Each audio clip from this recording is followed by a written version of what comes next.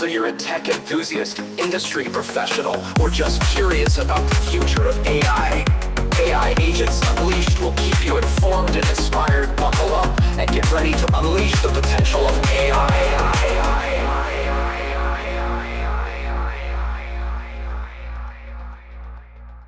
Welcome back to the Deep Dive. Today we're going to be diving deep into this FinCon thing.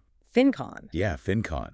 Have you heard about this? I have heard of FinCon. It's quite the buzz in the world of finance right now. Yeah, and you gave me a whole stack of research on it. Yeah. So let's unpack it together. Okay. Basically, it's this new system, and it's claiming to use AI to make like smarter investment decisions. Right. So what is the big idea here? So FinCon is essentially like this AI-powered financial advisor. Okay. But it's got a unique twist. Okay. It's built on these things called LLMs, which are large language models. LLMs? Yeah. Which I'm sure you've probably heard about. Yeah, I've heard of LLMs. But instead of like writing poems, they're actually analyzing financial data and making investment calls. Okay, I got the LLM part, but I'm more of a show me the money kind of person. Sure. What makes this different than just another trading algorithm? Well, it all comes down to like structure and learning. Okay. So imagine a real-world investment firm, but instead of human analysts, Right. you have these like specialized AI agents. All right. So some of them are like digging into news. Okay. Some are poring over earning calls, Mm-hmm. and some are even like gauging social media sentiment. So it's like a whole team It is. of AI experts, each with their own specialty. Exactly. Okay. And then just like in a real firm, they kind of report their findings Wait. up the chain to Hmm. like a manager agent. Okay. And then that manager is the one who makes the final trading decision. So buy, sell, hold. Exactly. Buy, sell, hold based on the insights from all Okay. the analysts. Interesting. But how do we know that this AI manager won't go rogue and make some crazy bets with my money? Right. That's a good question. That's where FinCon's risk management comes in. Okay. And it's actually got two layers to it. All right. So think of it as like a safety net, Right. but also a learning process. Okay. I'm all about safety when it comes to my investments. Right. So tell me more about this double-layered risk management. Sure. So the first layer is really focused on what's happening like within a specific trading period. Right. So FinCon uses something called Conditional Value at Risk, or CVaR. CVaR. Yeah. Okay. And it uses that to constantly monitor for potential losses, Okay. especially like during those sudden market shifts. So it's like having a built-in alarm system for my portfolio. Exactly. Yeah. Constantly scanning for danger. I like that. Yeah. Better safe than sorry. Especially when we're talking about my hard-earned money. Yeah. What about this other layer, though, this learning process that you mentioned? Right. So that's where FinCon gets really interesting. Okay. Because over time Mm-hmm. and across multiple trading periods, Yeah. it actually learns and refines its investment strategies. What? Yeah. Wow. So it reflects on its past performance, Okay. figures out what worked, what didn't, Mm-hmm. and then it actually adjusts the weight that it gives to different information sources. So it's not just reacting to the market. No, It's becoming a smarter investor over time. precisely. That's wild. They call this conceptual verbal reinforcement. Conceptual verbal reinforcement. Yeah, it's a mouthful. It is a mouthful. But basically, imagine FinCon like writing these little notes to itself after each trade. Okay. Like, hey, maybe I relied too much on news sentiment this time, or looks like historical price trends were a better indicator. So it's like it has its own internal financial journal. Exactly. Constantly learning from its experiences. That's super cool. But does all this fancy footwork actually lead to better returns? Well, that's the real test, right? Yeah. So the researchers behind FinCon put it through the ringer. Okay. They compared it to other AI systems, Mm-hmm. traditional trading algorithms, Okay. and even just a simple buy and hold strategy. Don't keep me in suspense. The FinCon consistently came out on top. Wow. Across the board, it had higher returns and it managed risk better than all the other approaches. Okay, now that's impressive. But is it ready to like manage my entire portfolio? Hmm. Should I be handing over my retirement savings right now? Hold your horses. While the results are really promising, especially for single stock trading, there are still some limitations to consider. Oh, okay. Yeah. All right. Let's talk about those limitations then. Okay. All right, back for more deep dive on this FinCon AI that has everybody talking about the future of investing. That's pretty cool stuff. Yeah, and last we left off with some impressive results, but like you said, no system is perfect. Right, of course. What are some of those limitations we need to be aware of?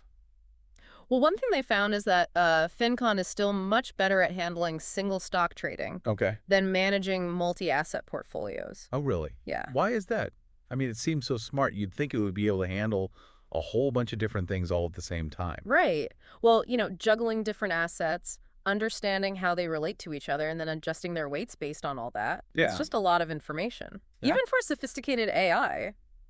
So it gets a little overwhelmed. Sometimes. Yeah, it might struggle to process all the variables or even make things up. Make things up. They call it hallucination. Hallucination. Yeah. So even AI has its off days. Huh. You could say that. But even with those limitations, what's really remarkable is how quickly FinCon learns. Oh, yeah.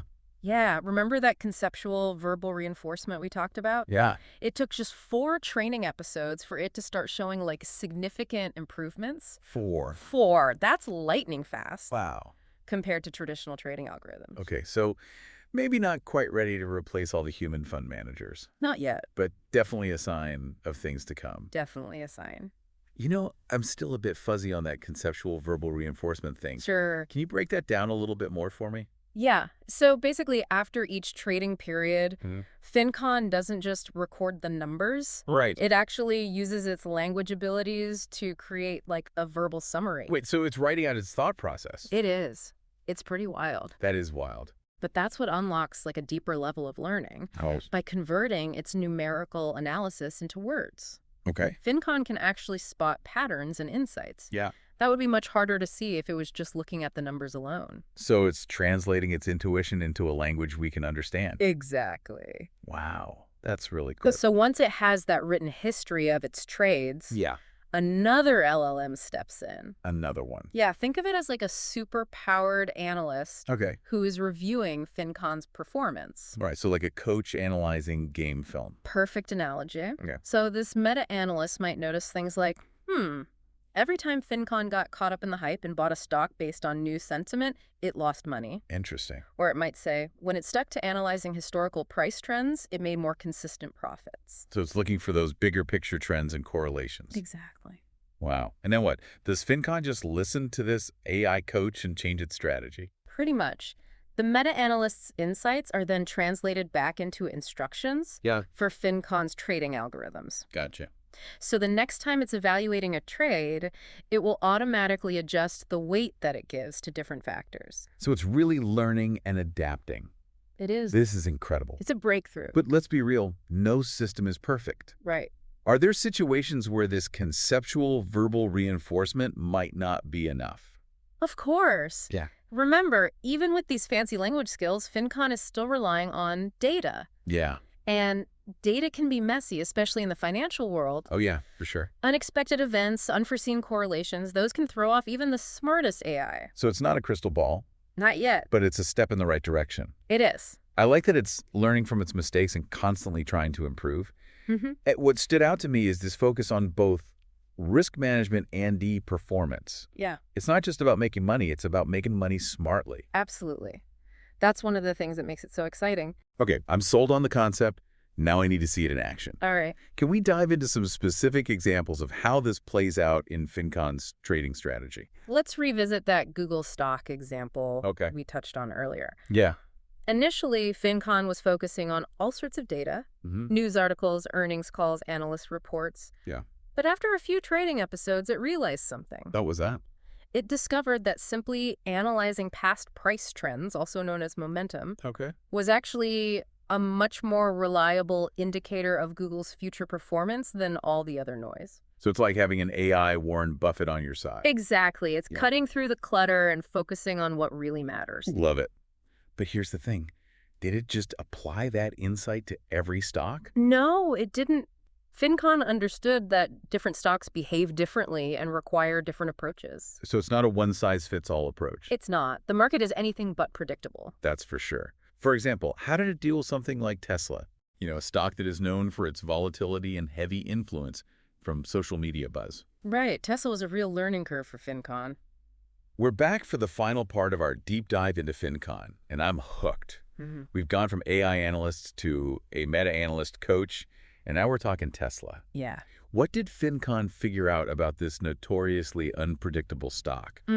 Well, Tesla was a real learning curve for FinCon. Yeah. At first, it approached it like any other stock, crunching the usual numbers. Right. But it quickly realized that Tesla marches to the beat of its own drum. Okay. Traditional metrics just weren't cutting it. So what did it do? Did it throw up its little digital hands and say, forget Tesla? Not quite. Remember, FinCon is all about adaptation. Right. It started paying closer attention to what was driving Tesla's wild price swings. Okay. Things like social media buzz, Mm-hmm. news sentiment, Yeah. even Elon Musk's tweets. Oh, wow. So it became a Mm. Tesla whisperer. Pretty much. It was fascinating to watch. Yeah. FinCon essentially developed a separate personality for trading Tesla. Interesting. So one that was more reactive and attuned to the emotional roller coaster of the market. You got it. Okay. It was really impressive stuff. But this all sounds very futuristic. Yeah. What does FinCon's success actually mean for the average investor like me? Well, it's a glimpse into a future where AI isn't just for the Wall Street elite. Okay. Imagine a world where every investor, regardless of their experience or wealth, Great. has access to an AI-powered financial advisor. That sounds amazing. But wouldn't that put a lot of financial advisors out of business? Not necessarily. I see it as more of a collaboration. Okay. AI can handle the heavy lifting, analyzing mountains of data, Right. identifying trends, flagging potential risks, Mhm. while human advisors can focus on the things that AI isn't so good at, Like what? like building relationships Yeah. and understanding your personal financial goals. So it's like a dynamic duo. Exactly. Yeah. AI and humans working together to make smarter investment decisions. That's the idea. That's a future I can get behind. But what about the risks? We've seen with other technologies how AI can sometimes amplify biases or create unintended consequences. Right. How do we make sure that AI and finance is used responsibly and ethically? That's the million-dollar question, and it's something that researchers and policymakers are grappling with right now. How bad? Transparency is key. Okay.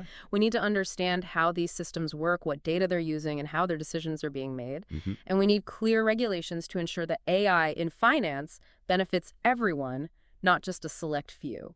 It sounds like we're on the verge of a major shift in the financial landscape. It's exciting, Yeah. but also a little bit daunting. Mm-hmm. What advice would you give to someone who's feeling overwhelmed by all this talk of AI taking over the world?